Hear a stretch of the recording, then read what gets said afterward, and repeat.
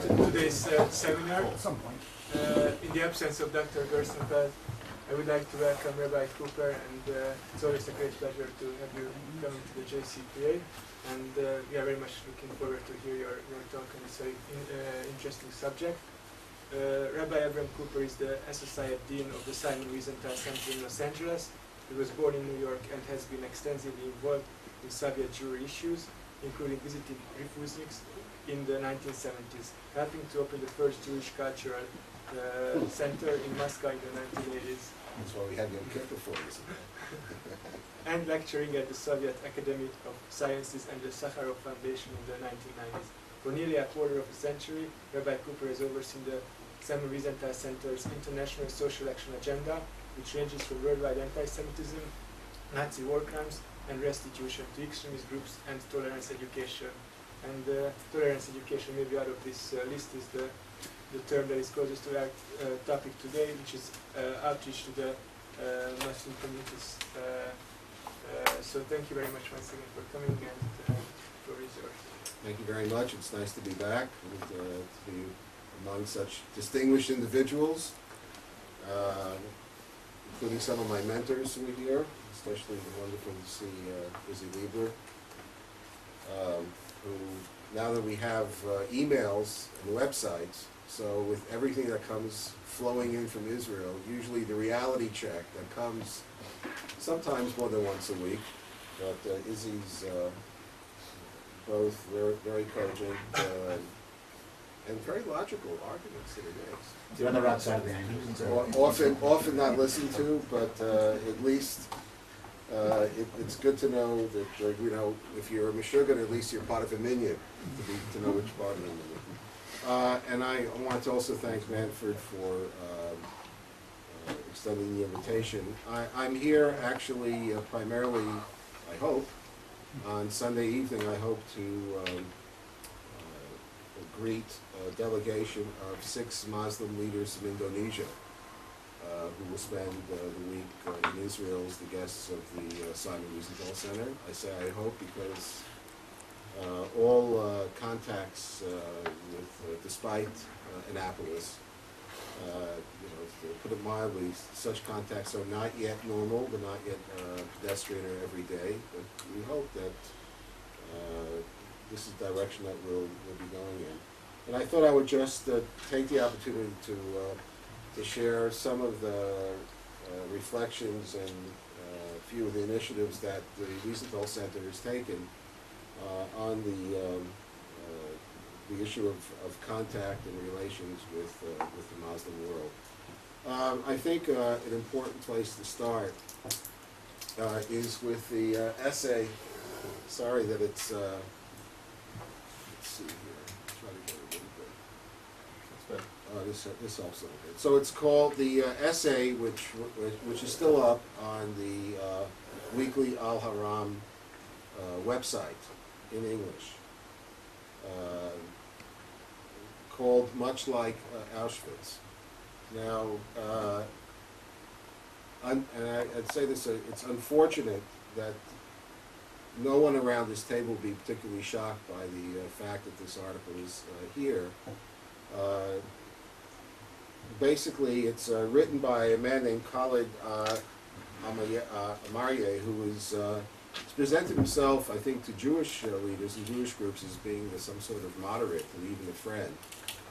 But when you read his analysis of the recent Kitziot prison riot, the headline pretty much says it all, much like Auschwitz. In other words, as again, most people here know, the situation that we have with the Holocaust denial in the Arab and Muslim world, in many cases, not just with Ahmadinejad, but the approach is that the Holocaust didn't happen, but every opportunity is taken to present Israel as today's Nazis, and given half the chance, they would, some of these people would like to see the job finished. So here you have a scenario in which he calls Kitziot prison a real concentration camp minus gas chambers. shooting, beating, humiliating Palestinian prisoners. And you have a quote. I don't know what a Nazi concentration camp looked like, but I imagine that Ktziot looked very much like a concentration camp yesterday. Now, he goes on to a rather long essay here to say that the Ktziot is a large concentration camp and the treatment is like what the Nazis did to the Jews, pogroms, all of the right language is embedded there. And Here his they big- don't deny Auschwitz as such. Ah, correct. So, but what he says, and what's his biggest proof of all? How does he know this? He got it, most of the information from Abu Ahmed, who was speaking via a smuggled mobile phone from inside the prison. And so I wrote an essay in response to this particular attack. I sent it to the editor-in-chief of Al-Haram, and haven't heard anything back. Don't expect anytime soon. The Jerusalem Post. Hope you don't have a lot of time with you. The Jerusalem Post op-ed people looked at it, and they decided that the best thing they could do is they would write an email to the editor-in-chief of Al-Haram saying, you probably missed this, but you may want to consider publishing the answer. And by the way, if you like, here is our email address. Why don't you write an op-ed piece for the Jerusalem Post? They have also, surprisingly, have not yet heard a response. But this is an essay that's worth reading. Not that anyone around this table needs any further negative news, but I think that the essay is important because the context that is written, as the judge mentioned, you know, we deal with the deniers of the Shoah, who represent in their own way a tremendous challenge, obviously, to history, a slap in the face to the victims of the Shoah, and also a kind of preparation, God forbid, in terms of their own genocidal viewpoint. But the fact that this kind of language is sort of now embedded in the mainstream of Arab intellectual, if you want to call this intellectual activity, media activity, and this is of course coming from a country that has a peace treaty with Israel. This is in many ways as depressing and maybe even more disconcerting, but it fits into the general viewpoint of, I think, well, I'll report on one interesting thing that happened. A friend of mine, Mohammed Khan, who I've taken around Israel, and we were in Khartoum, Sudan together. He's a Pakistani American, and he was invited to break the fast with the Iranian president on the day that Ahmadinejad spoke at Columbia University. So during Aseret Yemei Tshuva, you may recall that this year Ramadan and Rosh Hashanah coincided exactly, and so he received an invitation to break the fast on Monday night after his busy day at Columbia, and he promised me when he went that he was going to challenge, given the opportunity, he was going to ask Ahmadinejad, challenge him on Shoah denial. So when I saw him Erev Yom Kippur, I asked him, so Mohammed, did you do it? He said, I was the next person online, and of course most of the people invited to this dinner are people who are positively inclined to the Iranian regime's worldview. And he said, I was the next person to ask a question, and the man before me, who represented one of the Islamic societies of America, North America, not great friends of the Jewish people, certainly not he beat me to it, and he challenged him directly and said, what are you doing this for? Why are you challenging the Nazi Holocaust? And his answer was something along these lines.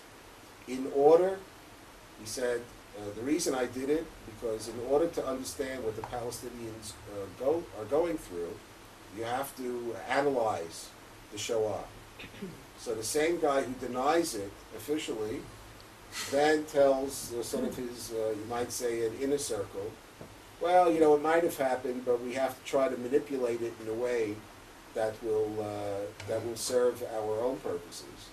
When you read these kinds of essays, in which, and of course the cartoons that come out all the time, in which great pains are going to paint Israel, Israeli leaders, and Israelis in Nazi-like framework, it is, yes, it's a double-barreled attack on us, and sometimes out of the two sides of the same mouth. The Shoah didn't happen, but if there was a Shoah, Israelis are today's Nazis and Palestinians are today's Jews, if you will. In March of this year, I received an invitation to go to Jakarta, Indonesia. I spent about 3 days there meeting with various leaders, mostly religious leaders, of two groups, one called the NU and the other one called Muhammadiyah. The most prominent person, some of you may have met because he's actually visited Israel, and that's former President Wahid of Indonesia. He is you might recognize him as the guy with the round face, and right now he is almost totally blind. A absolutely brilliant man. And to give you an idea of his uniqueness, I wasn't told in advance. He said, tell the rabbi he can come. I'll be happy to. I wanted to come to my home for lunch on the Sunday when he arrives. Please tell him to bring me books on tape. He can't read any longer. And which book do I want? I want Chaim Potak's The Promise.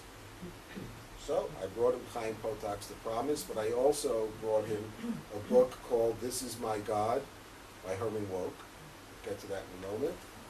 And it was quite remarkable because sitting around the table with his family, including one of his daughters, Yeni Wahid, who sees himself, I believe, as a future president of Indonesia, was sitting around and schmoozing, and this is a man who's met all of the world leaders and has 1,000 stories and keep you spellbound for hours. He said, you know, thank you very much for bringing me this book on tape, but you should know that one of the great disappointments of my life is I never had a chance to meet my favorite author before he died, Chaim Potak. This is from, by the way, not just a politician, but a man who heads the NU, which has, at last count, around 30 million members. So between the NU and the Muhammadiyah, there are about 75 million Indonesian Muslims represented. These are two groups that we would say, I guess, we have some experts here in Islam who would correct me, and feel free to jump in, but these are frum Muslims. They take their religion very seriously. They are politically conservative. What I learned during those 3 days, probably something that Izzy could have told me in the 10-minute conversation. What I found very interesting about the Indonesians, specifically religious people that I met, was they seemed to lack the need to project themselves in terms of victimhood. And that is such an unbelievably refreshing experience. Because again, just talking not from a scientific point of view, but from my own contacts over the years with many, many Muslim leaders, is that many of the individuals I met seemed so bent on seeking a validation of their victimhood that by the time you finish, you got to a point where somewhere along the line you either embraced it or said, I understand. Everybody was so exhausted, there was no time. There was no psychic energy to actually get down and talk tachlis. So this is quite interesting. Point number one is people who are very self-assured. There are around 260 million people in Indonesia, 17,000 islands, 195 million Muslims, and increasingly, you can probably invite other experts, targeted by the Iranians and others to try to inject and to grow the kind of Islamist mindset that has been so disastrous, not just for Israel, but for the United States, Europe, et cetera, et cetera. Right now, I think it's still very much of an open book. Things can go either way. The second piece of that was there seemed to be a sense of, how should I put it? When people saw the kippah, they were very much at ease. When they knew they were talking to someone who themselves was religious, they found that to be not a block to the conversation, but one that sort of eased things quite a bit. And let me just share one or two quick stories. In March, I was invited, much to my shock, to a national broadcast, a roundtable of religious leaders, which means I'm probably the highest rated rabbi in Indonesian television. Around the table was the rector of the largest Muslim university in Indonesia, who told me before the program began that 10 days before, he was the warm-up act. He introduced the Iranian president at his university at a mass rally. And there was a Christian leader and a few other people. And of course, there were questions about Israel, which were, there was no problem with the questions and the answers. But one of the most interesting questions was the following. So, tell us, Rabbi, what does the Torah say about the Quran?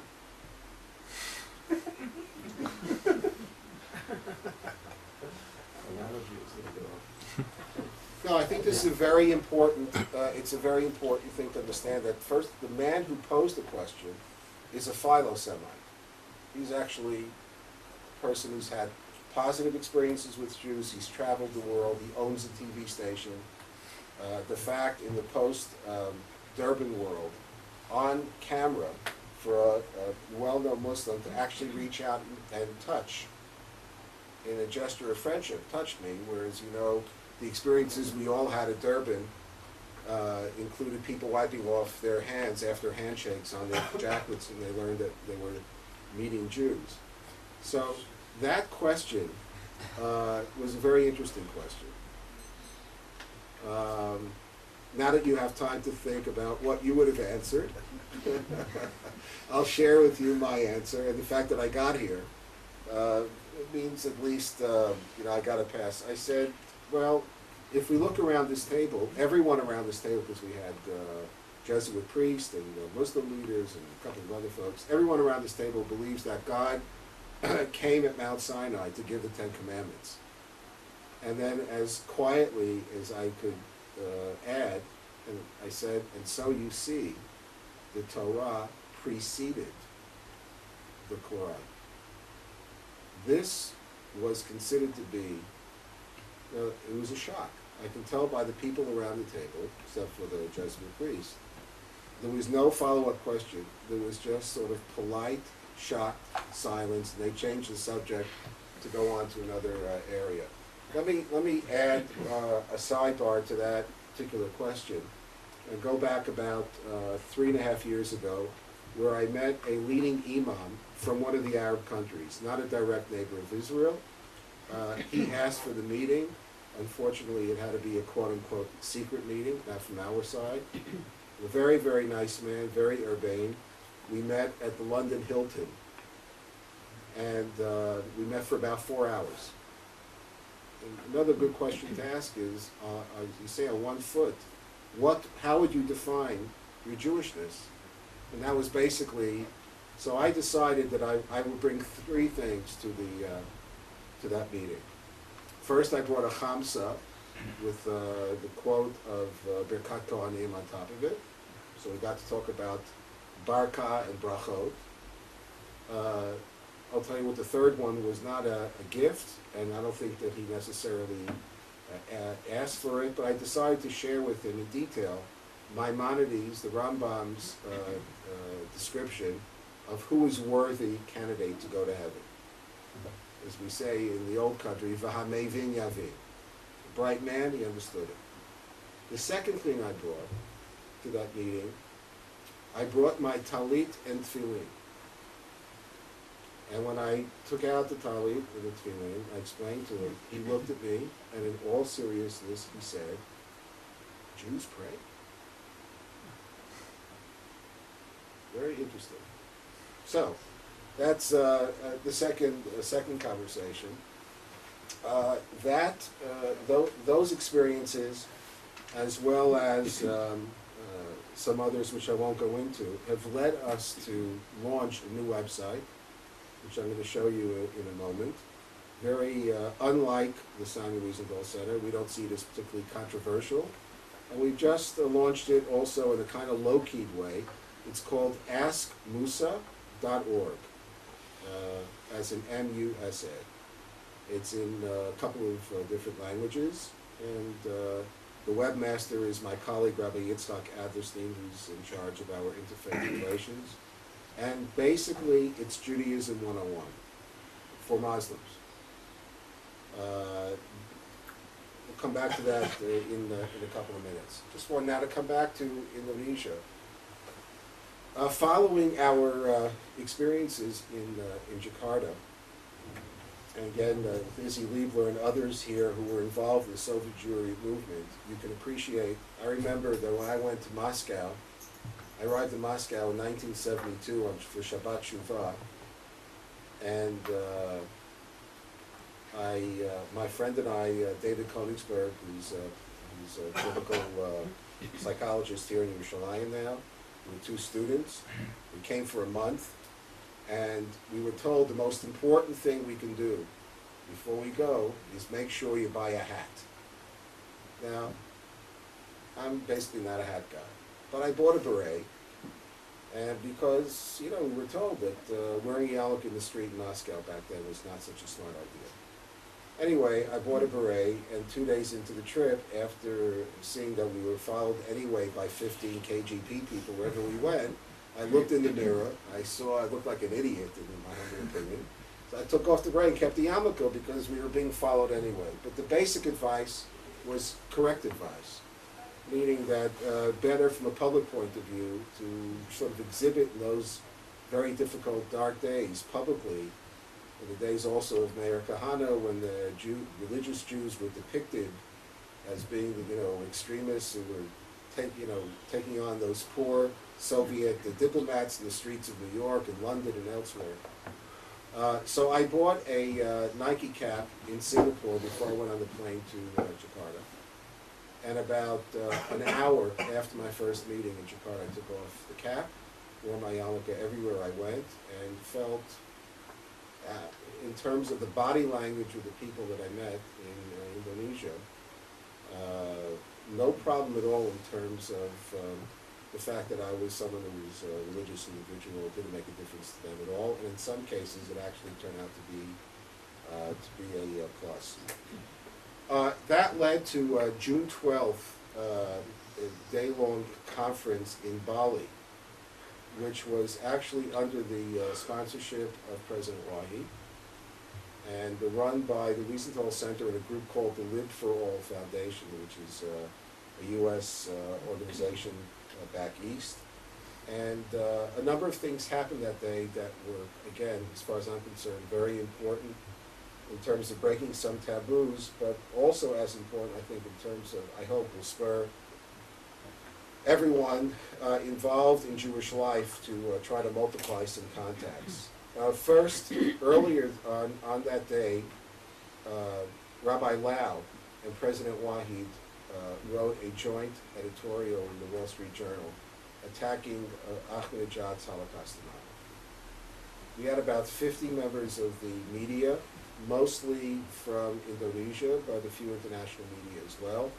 And the way we structured this event, we had about 100 imams and Hindu teachers and students in the audience.